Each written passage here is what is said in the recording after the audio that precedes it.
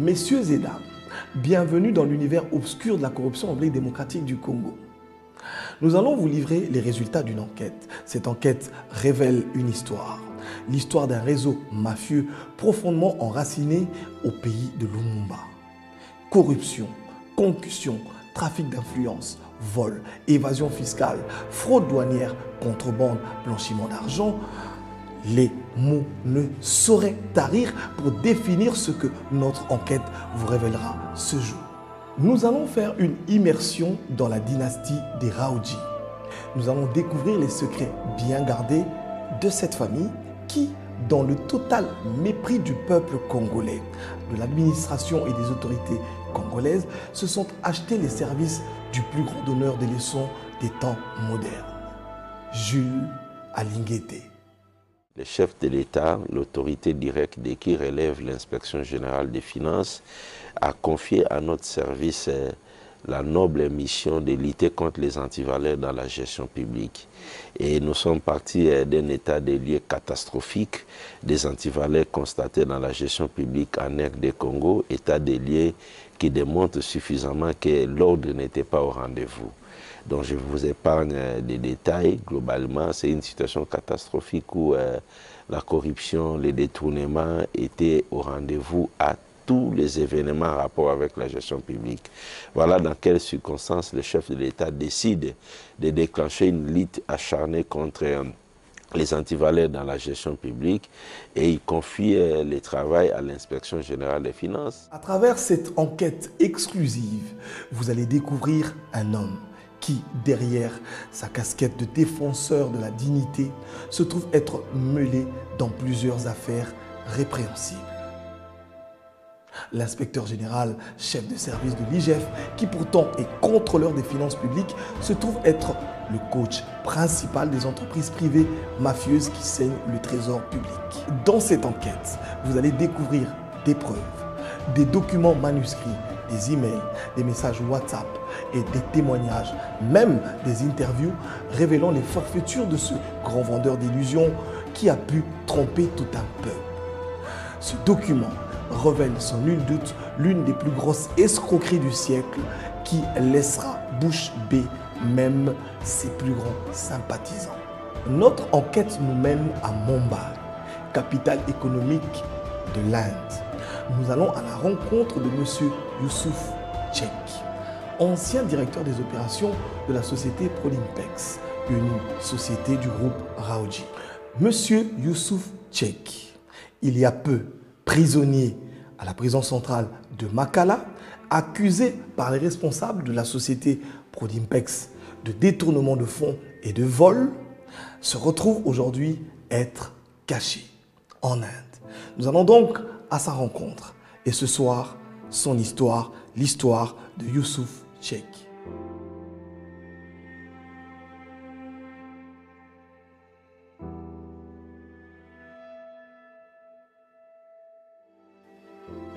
Tout d'abord, merci. Pourquoi je suis ici en Inde et non au Congo? Parce que j'ai peur pour ma vie. Je me sens plus en sécurité ici en Inde. Mais la raison pour laquelle nous sommes ici, c'est que je veux apporter la vérité aux gens sur certaines personnes ou un groupe de personnes plongées dans la fraude et les détournements de l'argent du gouvernement. Je voulais bien les dénoncer, mais je n'ai malheureusement pas pu le faire parce que j'avais peur. J'ai toujours peur de retourner au pays. Voilà pourquoi j'ai quitté les pays et je suis ici en Inde. La raison pour laquelle je voulais exposer la vérité est que je n'étais pas prêt à accepter certaines choses. Ces mauvaises choses qui se produisaient dans l'entreprise. Et à ces moments-là, je me suis opposé aux gens, au conseil d'administration, en disant que je ne pouvais pas le faire. Alors, ils ont essayé de me menacer. Ils ont essayé de me tuer. Ils disaient que si tu ne le fais pas, tu vas mourir. Je leur ai dit que je ne le ferai pas. Alors, ayant compris que, quoi qu'il en soit, je n'accepterai pas cela, ils m'ont dit « Ok, d'accord, on va voir ». Et ce qu'ils ont fait, c'est qu'ils ont commencé à porter de fausses accusations contre moi. Comme quoi que je volais de l'argent à l'interne, que je faisais beaucoup de choses de la mafia, beaucoup de fausses accusations contre moi. J'ai été mis en prison, je voulais simplement dire la vérité et j'en ai payé les prix.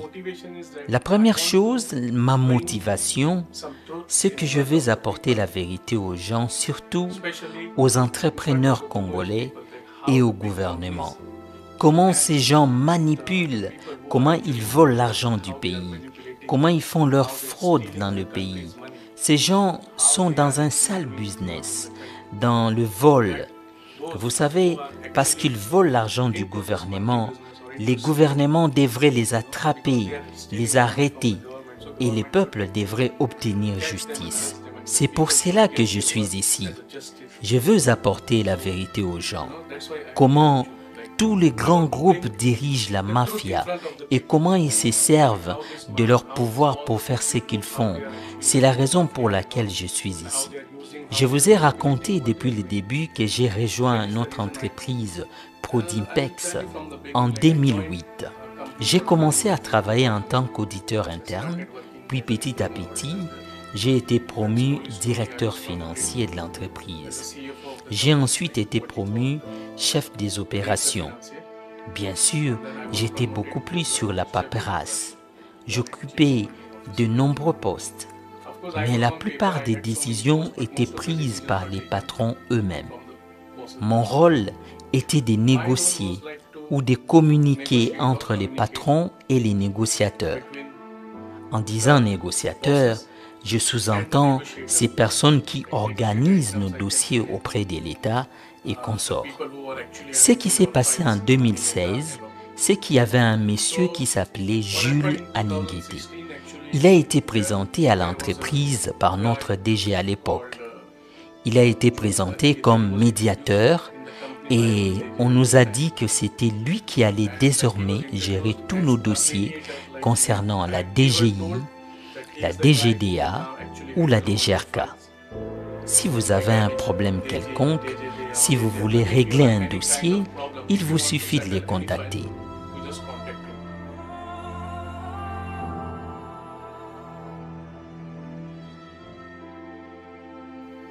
Je suis venu au Congo en 2015 pour travailler dans l'ambassade d'Allemagne dans le secteur administration et attaché militaire comme chef de bureau. Et après, je suis quitté l'ambassade, je suis venu chez le groupe Rauchi, chez Prodimpex, comme Business Development Manager. Parce que dans le groupe Rauchi, il y a plusieurs consulats. Il y a un consulat pour l'Indonésie, c'est Mushtaq Rauchi. Il y a le consulat honoraire pour Pakistan, c'est Aslam Rauchi. Ma position officielle, c'était Business Development Manager. Qui sont les acteurs principaux de ce réseau mafieux? Commençons par Adnan Khaoudji, le négociateur clé. Adnan Khaoudji, ancien patron de Prodimpex, jouait un rôle crucial en négociant et en décidant des paiements officiels et officieux. Il gérait les transactions financières pour faciliter les opérations des sociétés Khaoudji avec la complicité des autorités. Certains acteurs portaient plusieurs identités pour opérer sous différentes casquettes, dont Fidou Emraj, connu aussi sous les noms de Shiraj Emraj et Shirazali Hassan Ali. Il utilisait le Swahili pour manipuler et corrompre les autorités judiciaires, sécuritaires et administratives. C'est lui qui va négocier avec les paquets, avec les DGE, DGI, DGDA. C'est lui aussi qui gère, il y a un dossier qui est encore ouvert à Massafco avec les travailleurs. Je ne sais pas si...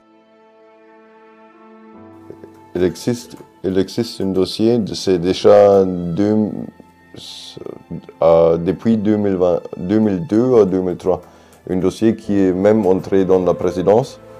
Un dossier de travailleurs de Massafco, les anciens travailleurs.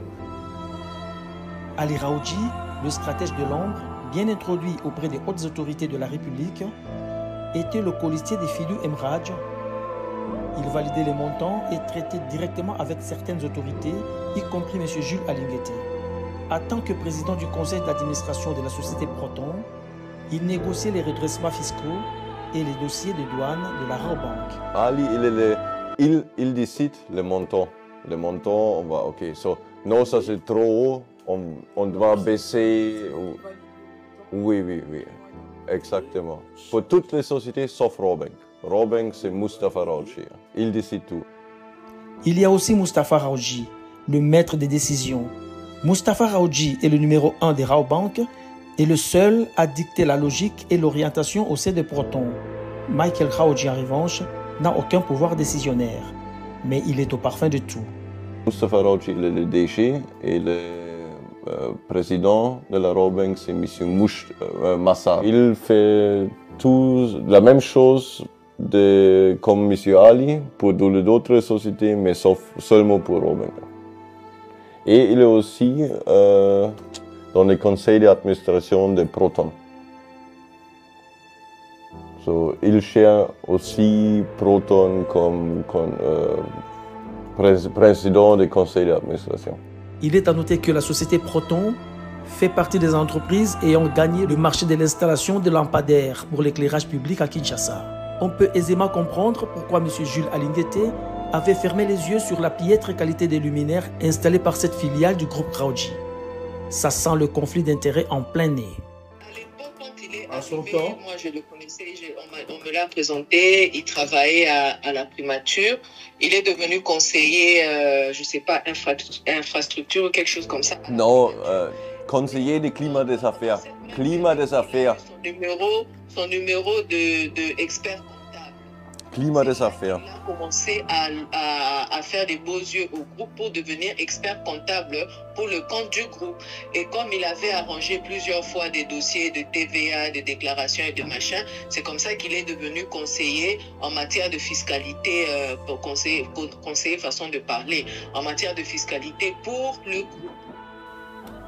Il venait d'avoir son numéro d'expert comptable.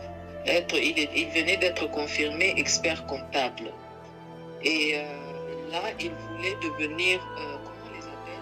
Commissaire de compte. Commissaire du compte d'expert comptable. Comme il a commencé à chercher le marché de commissaire au compte pour le compte des sociétés du groupe, c'est comme ça qu'il avait commencé à négocier les déclarations et les TVA et tout ça. Les juridiques, même les dossiers juridiques, il a traité aussi. Dénonciation, c'est cette mafia qui existe dans cette famille ou dans ce groupe, avec chaque société. Et cet groupe, qui n'est pas un groupe officiellement, parce que chaque société travaille librement. Et il y a des sociétés qui existent dans quelques sociétés comme Rafi, Parkland, Rossio, Rabobank, Beltexco, Massaf. Ils volent avec les impôts. Une mafia tellement bien huilée, à telle enseigne que son influence s'étend aussi bien à l'échelle nationale, notamment à Kinshasa, Goma, Bukavu, Kisangani et Chikapa, ainsi qu'à l'international, à Dubaï, en Inde, en Allemagne et en Chine. Il y a des offshore sociétés qui gèrent à l'extérieur comme Hurricane Invest, comme Monganga, comme le savon Monganga. Ça, il y a une société, je pense, elles sont à Panama ou Cayman Island enregistrées.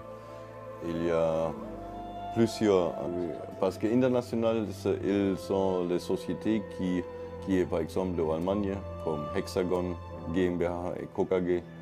Il y a Hexagon International qui est à Dubaï, des sociétés à l'extérieur, mais aussi avec M. Jules Alinguete, le chef de sociétés basées, par exemple de Allemagne, Hexagon GmbH et KKG. Ça, c'est une société enregistrée en Allemagne pour liability, sans liability. C'est-à-dire, si cette société va tomber en faillite, on ne peut pas toucher les assets privés des actionnaires. Oui. Hexagon International, c'est à Dubaï. Bremen und Chacune des sociétés du groupe Raoji a un rôle bien spécifique dans cet écosystème mafieux. Il utilise cette société pour les achats et pour faire les facturations. So, si il achète dans une usine, c'est cette société qui va acheter ça et va faire l'exportation, mais aussi les surfacturations. Il achète tout pour Beltexco. Beltexco il importe presque 80% de la Chine. Et aussi le Compal, c'est des Colombiens. Et la raison pour laquelle ils utilisent sept pays pour l'importation, par exemple, si tu veux acheter en Europe, l'Europe ne va pas te laisser faire une autre facture. C'est la raison pour laquelle ils ont commencé à chercher partout. Quand on a commencé chez Prodimpex avec Iveco, c'était la même chose. Iveco, ils ont refusé. Yamaha aussi. Yamaha avant, ils ont refusé pour utiliser Hexagon par exemple, parce que il faut faire le business direct. Et quand c'était comme ça, les Raoji n'est plus intéressé dans cette société parce qu'il déclare seulement même pas 10% d'importation par an et des prix.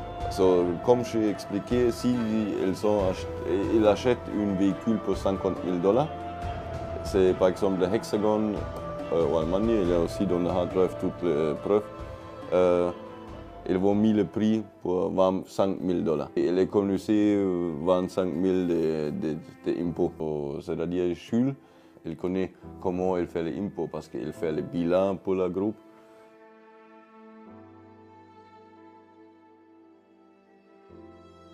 Les contextes étaient très simples. Il était l'inspecteur senior de l'IGF à l'époque où il a été présenté. Et il avait déjà des relations importantes avec certaines personnes de la DGI, de la DGDA ou de la DGRK. Si vous avez un problème quelconque, par exemple, si vous devez régler un dossier, vous les contactez. Et lui, il négociera en votre nom et il sera celui qui traitera le dossier. Par exemple, si nous voulons clore un dossier, il suffit de lui dire que nous avons tel problème. Et il fermera ces dossiers pour nous. Il va régler pour nous tout le problème pour lequel nous l'aurions contacté.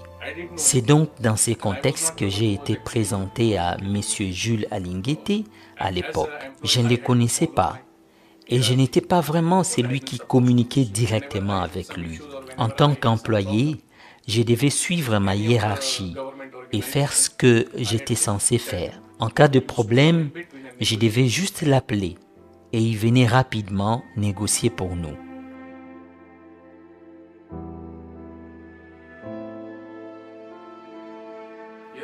Oui, bien sûr, j'ai des preuves.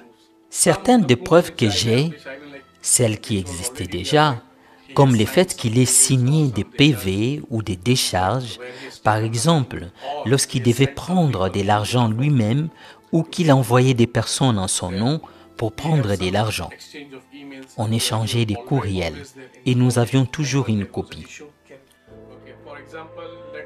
Par exemple, s'il y a un dossier de la DGI, disons qu'il y a un redressement et que ce redressement est adressé à Prodimpex, on pouvait alors envoyer une copie à Jules en lui disant que nous avons déjà reçu ces redressements et que nous devons maintenant les régler. C'est ce genre de courriel que j'ai lorsqu'on recourait à lui en cas de problème. On recevait une invitation de la DGDA, puis on l'a scannée pour l'envoyer à Jules et à sa société.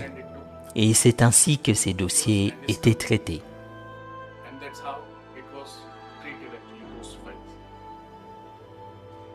Nous sommes entrés en possession des mails de M. Jules Alinguete, inspecteur général, chef de service à l'inspection générale des finances, daté du samedi 26 avril 2020, répondant au mail de M. Youssouf Cheikh, alors directeur des opérations à Prodimpex, en rapport avec la proposition d'ajustement des résultats.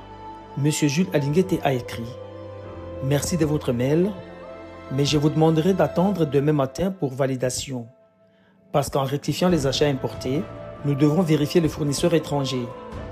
examiner la TVA récupérable dans son ensemble et composition, ainsi rétablir l'équilibre de la trésorerie, c'est-à-dire s'assurer les fournisseurs payés et en harmonie avec toutes les sorties trésorerie. Donnez-moi le temps demain avant 10 h. Signé Jules. En retardant la validation de l'ajustement des résultats pour vérifier les fournisseurs étrangers et la TVA récupérable, démontre une négligence dans son devoir de promptitude et de transparence, compromettant ainsi l'intégrité des opérations financières de l'État. Voilà comment M. Jules Alinguete, inspecteur général et chef de service à l'IGF, apprenait au groupe Kraoudji de voler l'État congolais. C'est lui qui a préparé pour tous les groupes en fait. Je le dis pour montrer que c'est un homme important, puissant. Il avait beaucoup de contacts avec les personnes les plus importantes du pays à l'époque. Il était l'homme entre les deux et négociait au nom du groupe Kraoudji. Et c'est comme ça qu'on s'adressait directement à lui et non à Dako. Dako, c'était juste une couverture sur papier, beaucoup plus. Mais la personne qui jouait vraiment les rôles des négociateurs pour nous, c'était lui, M. Jules Alinguete. C'est lui qui avait l'habitude d'aller par exemple à la DGI pour nous. Quand on devait clôturer un dossier, il faisait l'intermédiaire avec les services. Il négociait et il venait communiquer avec les patrons, puis l'affaire était finie. C'est de cette manière que nous utilisions Jules Alinguete à l'époque. Même lorsque j'ai été accusé, il était toujours là. Après, je ne sais pas s'ils ont continué avec lui ou pas, mais pendant que j'étais là, il était toujours là. Même quand il est devenu chef des services, il était là. On lui parlait, on l'appelait.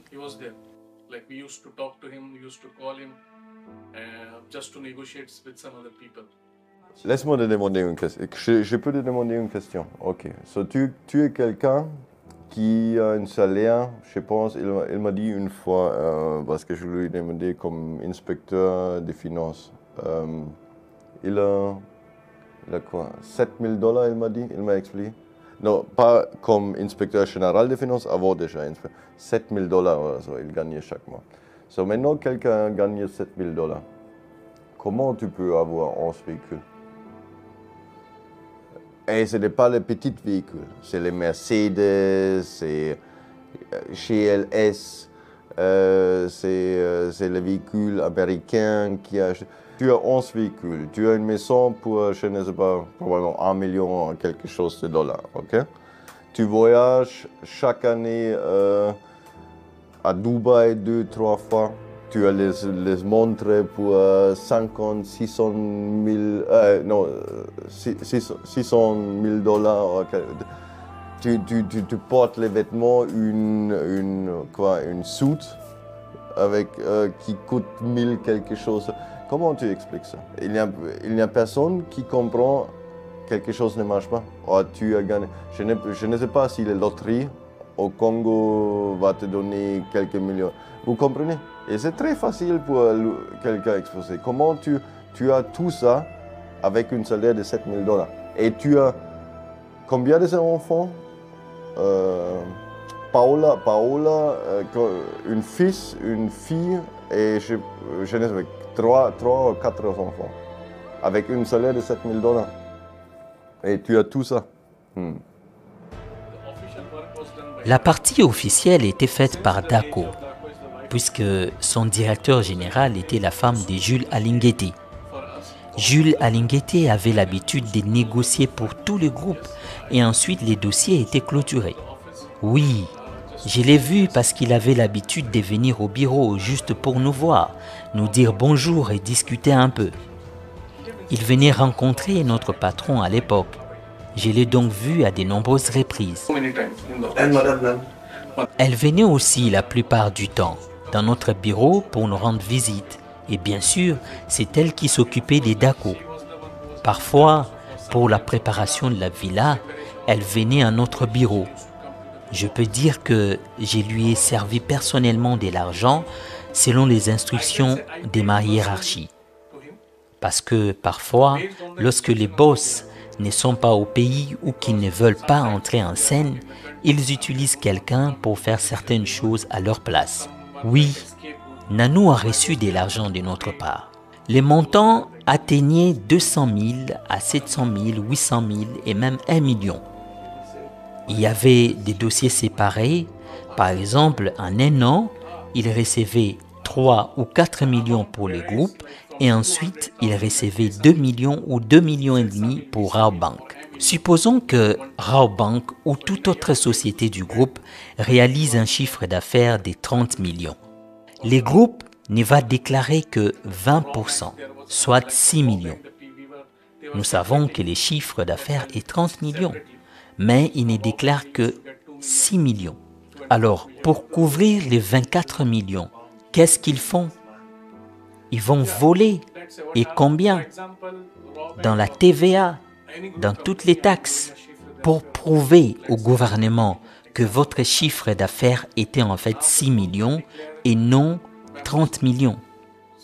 Pour prendre toutes ces dispositions alors, nous devrions payer tout cela à Jules Alinguete, parce que c'est lui qui faisait tout cela. C'est pour cela qu'il a été payé autant d'argent, juste pour réduire les chiffres d'affaires et les montants des taxes, pour réduire les montants quoi qu'il en soit. Just to cover that $24 million, you steal how much? You steal TVA, right? You steal all the taxes. So now that whatever you save 24 million, so you have to prove to the government that our chiffre d'affaires was actually 6 million and not 30 million. To do all those arrangements, we were paying to Jules Alinguete that okay, the chiffre d'affaires is actually 6 million, and then ETA will agree and then can close the file and then finish. That's why he was paid so much money just to reduce the chiffre d'affaires, reduce the amount of taxation, reduce the amount of douane, whatever.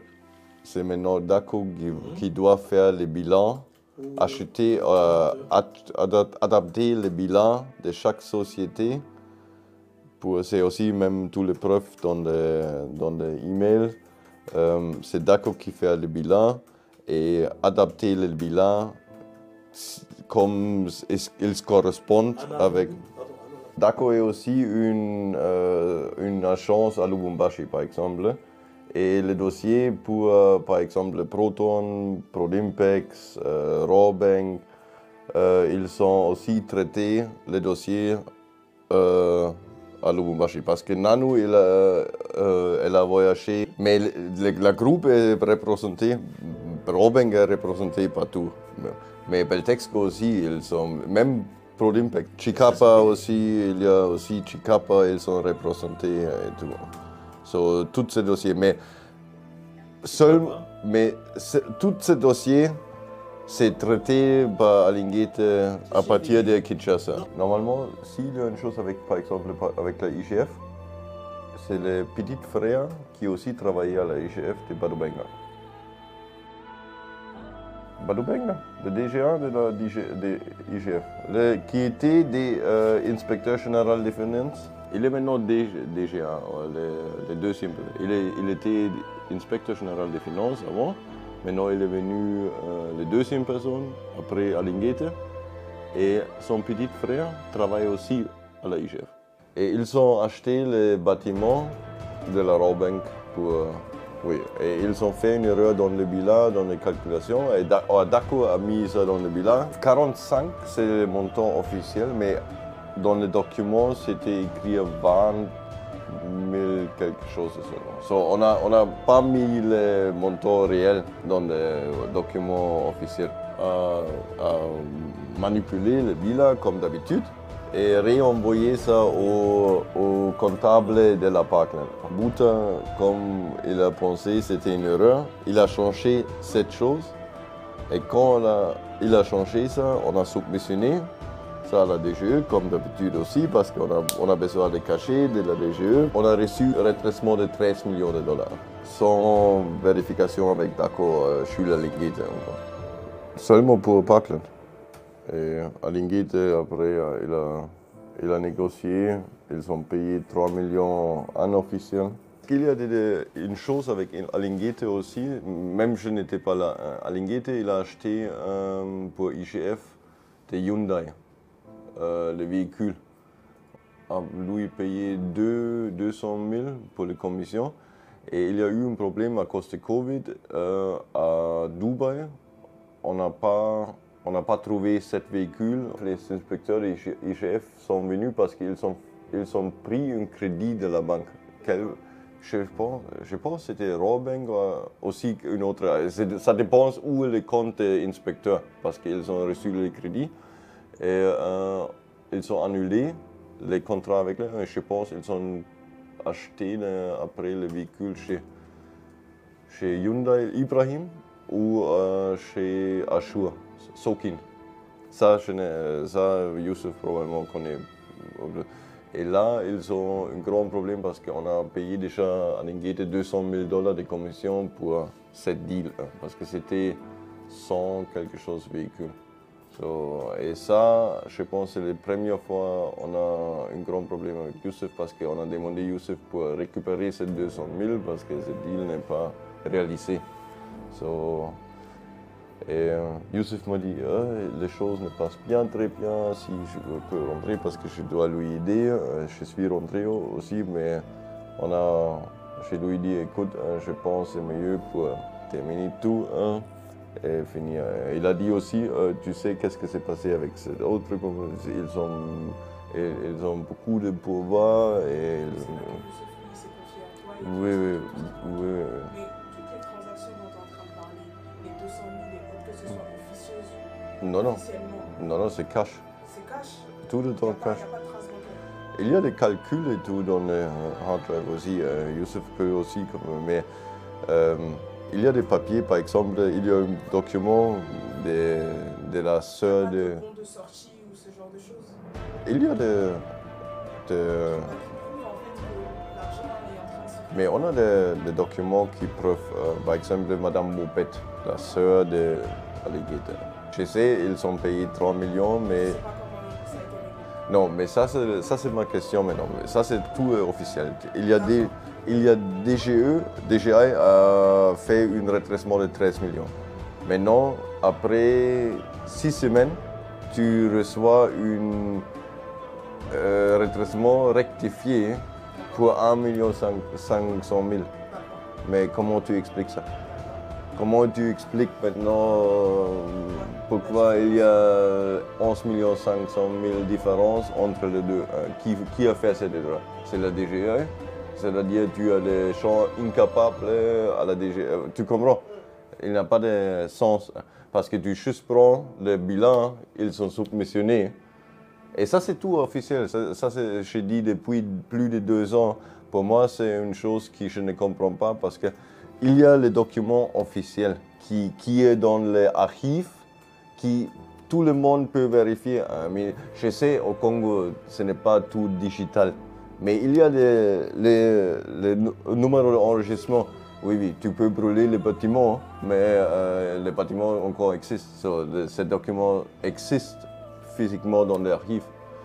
Si je connais aussi, il travaille avec quelqu'un, Frank Malanda, Chula Linguete, qui est un directeur à la DGI, mais il ne peut pas échapper tous les documents. La même chose avec l'importation de la DGDA. Les documents existent encore. Comment le gouvernement, les paquets, c'est la raison pour laquelle tout le monde est payé parce que tu veux échapper les preuves ou tu dis oh non, il n'y a aucune preuve. Comme Linguete a dit, oh non, ce document de décharge et tout, je n'ai pas signé ça. Allez dans un laboratoire et laisse vérifier ça. Tu ne peux pas être un scientist pour vérifier si c'est correct, c'est son signature. Et 7 ans, parce qu'aujourd'hui on peut dire, oh, ça c'est le AI, Artificial Intelligence. Mais quand tu as signé, il n'y a rien avec Artificial Intelligence. Et même si c'est Artificial Intelligence, un expert peut confirmer, c'est toi. Oui, c'est toi. Il n'y a pas de discussion. C'est ta signature. Et pourquoi tu as mis le troc ou quoi quand tu signes? Vous comprenez? Et avec toute cette preuve et l'histoire, pour moi, ce n'est pas Je ne comprends pas pourquoi le gouvernement congolais, jusqu'à maintenant, n'est pas capable pour récupérer l'argent, arrêter les gens ou faire des choses parce que c'est dans les billions de dollars ils ont volé. L'affaire du redressement fiscal de 13 millions de dollars, réduit à 1 500 000 $ après l'intervention de l'inspecteur général des finances, M. Jules Alinguete, soulève de sérieuses questions sur l'intégrité et la transparence des décisions fiscales dans notre pays. Les accusations de manœuvres visant des gains personnels sont d'autant plus préoccupantes que les cabinets fiduciaires d'ACO, conseillers des sociétés du groupe Raoudji, est géré en apparence par la femme de M. Jules Alinguete, ce qui suggère un potentiel conflit d'intérêts. Pour garantir la justice et la confiance dans nos institutions, il est impératif que les enquêtes indépendantes soient menées. La population doit rester vigilante et exiger des réponses claires afin de s'assurer que l'administration fiscale agit toujours dans l'intérêt public et non pour des intérêts privés. Derrière sa sérénité apparente en tant qu'inspecteur général et chef de service à l'IGF, M. Jules Alinguete sait pertinemment qu'il ploie sous le joug des preuves accablantes confirmant son implication active dans la mafia qu'il a co-orchestrée avec les sociétés du groupe Raoudji. Si cette affaire était un mélodrame, il s'intitulerait « La corruption de M. Jules Alinguete, un drame au profit du groupe Raoudji et au détriment de la RDC ». On peut citer quelques trophées gagnés par M. Jules Alinguete pour cette lugubre famille au détriment de la République démocratique du Congo. À titre d'exemple, il a aidé après l'appel à l'aide d'un comptable du groupe Raoudji en difficulté à rendre potable un bilan négatif d'une des sociétés du groupe. Usant de sa position d'inspecteur des finances et conseiller en charge du climat des affaires au sein du cabinet du Premier ministre Sami Badibanga, il a fait annuler une mission de contrôle de l'IGF dans l'une des sociétés du groupe Raoudji afin de leur permettre de continuer leurs activités illicites en toute impunité. En plus, il se comportait souvent en lanceur d'alerte pour les sociétés du groupe concernées, les avertissant au préalable de la descente d'une mission de contrôle de la DGI, de la DGDA, de l'IGF ou de la DGRAD. Ce comportement occasionnait un manque à gagner considérable pour le pays. Une fois le service rendu au groupe Raoudji avec succès, M. Jules Alinguete se faisait traiter aux petits oignons. Par exemple, il bénéficiait d'une prise en charge totale, lui et ses dépendants, pour des vacances aux États-Unis, billets d'avion, hébergement, restauration et bien plus encore.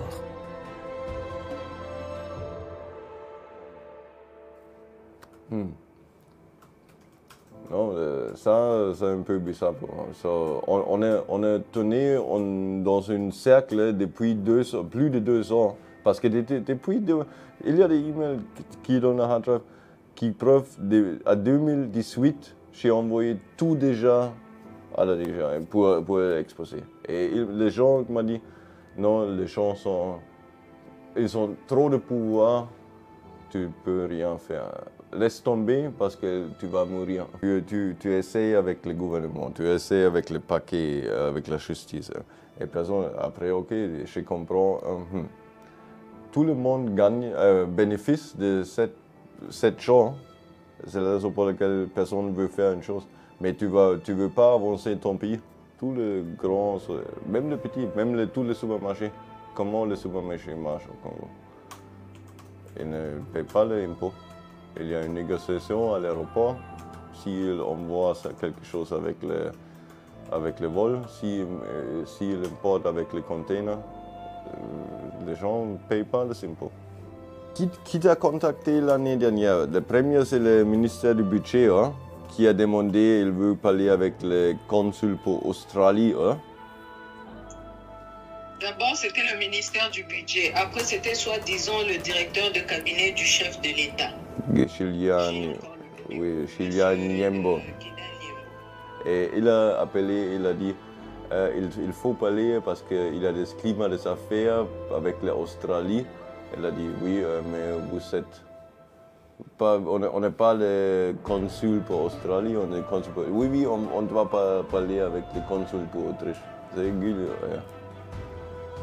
Même, tu as encore le numéro qui t'a appelé, hein? Oui, j'ai encore le numéro. Il m'a dit, quand je lui ai dit qu'il fallait qu'il passe par la voie officielle, ça veut dire les affaires étrangères, et puis voilà, faire la procédure normale, il n'a plus jamais fait signe d'eux.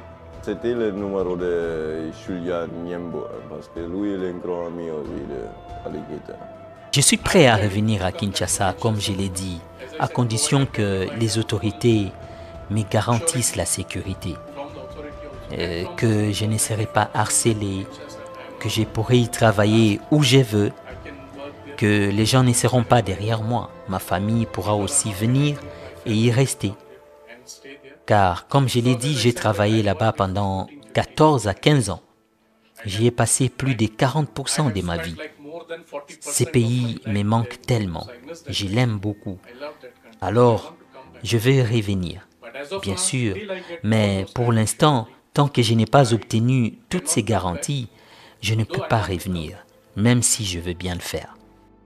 Messieurs et dames, la situation dans laquelle se trouve M. Jules Alinguété par rapport à la société Raoudji est constitutive d'un conflit d'intérêts défini à l'article 11 du décret-loi numéro 017-2002 du 3 octobre 2002 portant code de conduite de l'agent public de l'État qui dispose ce qui suit. Il est interdit à l'agent public de l'État de se prononcer sur toute affaire au traitement et à la solution de laquelle il a directement ou indirectement un intérêt personnel.